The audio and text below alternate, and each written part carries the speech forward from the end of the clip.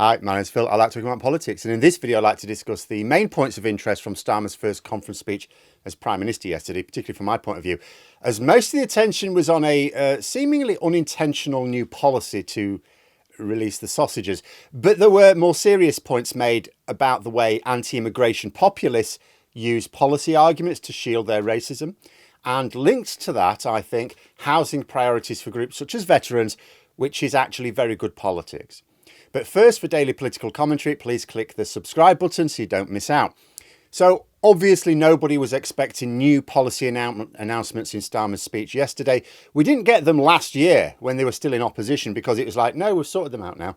So this year, I mean, the policies for the first part of this parliament, they've already been effectively announced in broad terms in the manifesto and then fleshed out a little bit in more detail in terms of the King's speech. But there was actually something that I thought was a bit new. Starmer said that we needed to release the sausages. Now, I know he said it's time for change. I mean, that's a hell of a change. And from my point of view, so I actually thought someone was just having a bit of fun. See, I don't listen to these long political speeches live. I'll watch a press conference where you might have a 10-minute spiel and then some questions. 54-minute speech, I'm not listening to that. I'd rather just read the transcript when it's published, which is what I've done. So the first I saw of this apparently new policy on sausages was a clip on Twitter. Starmer was reiterating Labour's policy on the assault on Gaza and in amongst it called for the release of the sausages. I thought someone had just edited it for a laugh. Then it turned out he actually said that. So either those new glasses given to him by Ali are a bit rubbish, or he'd made a typo in his speech, I suppose this is more likely, which his software then auto-corrected from the intended hostages to sausages, and the rest is history. And we've all been there. You know, if I did something like that on the thing I'm reading now, I will absolutely just say it. The importance of getting someone else to proofread important documents there. So there is no new policy to release sausages at all, but there was something which I thought was new. Now, I looked back in the manifesto and I thought there's a hint to it there, I guess, but not this specifically. So Starmer said that veterans, young care leavers and victims of domestic abuse will have guaranteed access to social housing should they need it. They won't have to go through the usual local council procedures. Now, veterans do technically already have this, but only for 5 years after leaving the forces. This would be permanent, it seems. And this seems like a decent policy. But, more importantly, very good politics. The homelessness charity Shelter have said, well, this doesn't actually solve the shortage problem with social housing. You don't know, of course. Although the manifesto says there will be more funding for that. And Rayner reiterated this again in her speech this week. And everyone who does get social housing, of course, at least at the point they get it at any rate, does need it. Doesn't mean everyone in social housing technically needs it. But everyone at the point at which they get it does.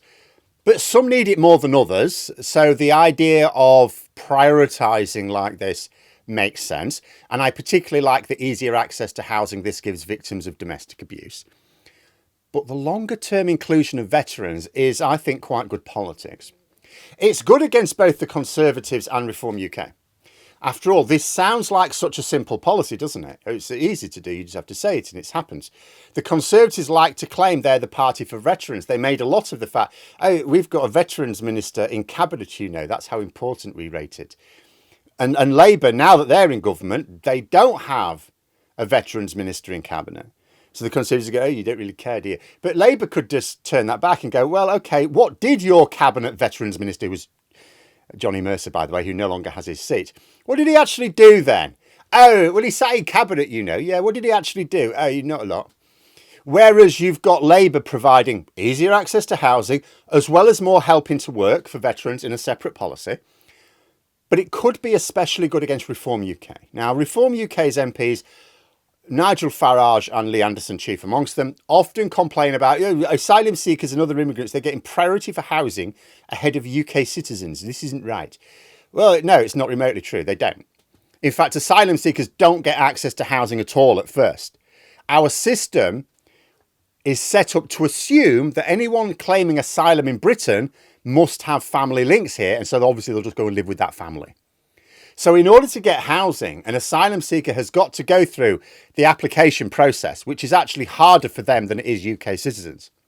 The fact that we have so many asylum seekers in accommodation right now is down to the long delays the Tories baked into the application process, which they effectively nobbled completely about 2 years ago. Because they are given, it's not because they're given easy access to housing, it's just because we've got a massive backlog now. In fact, just under a year ago, I don't know whether people remember this, Suella Braverman, as Home Secretary, caused her latest outrage last autumn by wanting to take tents off homeless people. With these people sleeping on the street, why should they have tents? Because it's cold, you silly cow. No. And she was making the point that actually most of these people are immigrants. Immigrants as well, they don't need tents.